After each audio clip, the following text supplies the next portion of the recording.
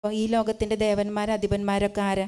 ദേവനാണ്, അധിപനാണെന്ന് പറഞ്ഞാൽ ആരും ഇരിക്കുന്നില്ല. പക്ഷേ നമ്മൾ ഉപയോഗിക്കുന്ന നമ്മുടെ സാധനങ്ങൾ, കുട്ടികൾ ഉപയോഗിക്കുന്ന, നമ്മൾ ഉപയോഗിക്കുന്ന നമ്മുടെ മൊബൈൽ ഫോണ് അല്ലേ, നമ്മൾ എൻജോയ്മെൻറ്റിന് വേണ്ടി പോകുന്ന സ്ഥലങ്ങൾ, ഭക്ഷണം, അതായത് നന്നായി ആസ്വദിച്ച് കഴിക്കാനായിട്ട് നമ്മൾ സെലക്ട് ചെയ്ത് എടുക്കുന്ന കടകൾ, അവിടുത്തെ ഫുഡുകൾ, ഇതൊക്കെയാണ് ഇന്ന് ഈ ലോകത്തിൻ്റെ അധിപന്മാർ.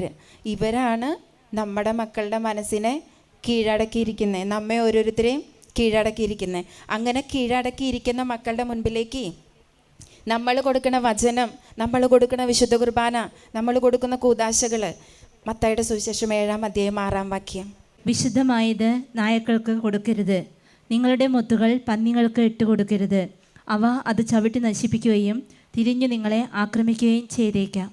2 കൊരിന്തോസ് 4:4 വചനപ്രകാരം മനസ്സ് അന്ധമായിരിക്കുന്ന മക്കളുടെ മുൻപിലേക്ക് നമ്മൾ കൊടുക്കുന്ന ദൈവികമായ കാര്യങ്ങളെല്ലാം, വിശുദ്ധ മത്തായിയുടെ സുവിശേഷം 7-ാം അധ്യായം 6-ാം വചനം, നമ്മളുടെ മുത്തുകൾ പന്നികൾക്ക് ഇട്ട് കൊടുക്കണേ. വിശുദ്ധ കുർബാനയുടെ പവർ അന്നും ഇന്നും ഒരുപോലെ.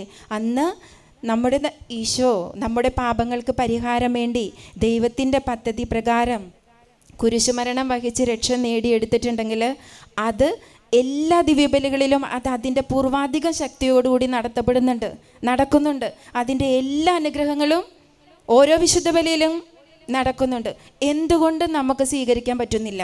എന്തുകൊണ്ട് 17 വയസ്സ് വരെ ഈശോനെ സ്വീകരിച്ച മക്കൾ, വിശ്വസിച്ച മക്കൾ, കാറ്റഗിസം പഠിച്ച മക്കൾ തിരിച്ചു പോകുന്നു? ഒരുപാട് പേര് ചോദിക്കുന്ന ഒരു ചോദ്യമാണ്.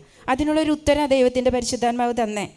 അന്ധമായിരിക്കുന്ന ഈ ലോകത്തിൻ്റെ അധിപന്മാരാൽ, ദേവന്മാരാൽ അന്ധമാക്കപ്പെട്ട ഈ ലോകത്തിൻ്റെ പുതിയ ജനറേഷൻ്റെ പ്രവണതകൾ കൊണ്ട് അന്ധമാക്കപ്പെട്ട നമ്മുടെ മക്കളുടെ മുൻപിലേക്ക് നമ്മൾ ഇട്ടുകൊടുക്കുന്നത് പന്നികളുടെ മുൻപിലേക്ക് മുത്ത് ഇട്ടുകൊടുക്കുന്നത് പോലെയാണ്. അതാ ഇന്ന് നമ്മുടെ ലോകത്തിന് സംഭവിച്ചുകൊണ്ടിരിക്കുന്നത്.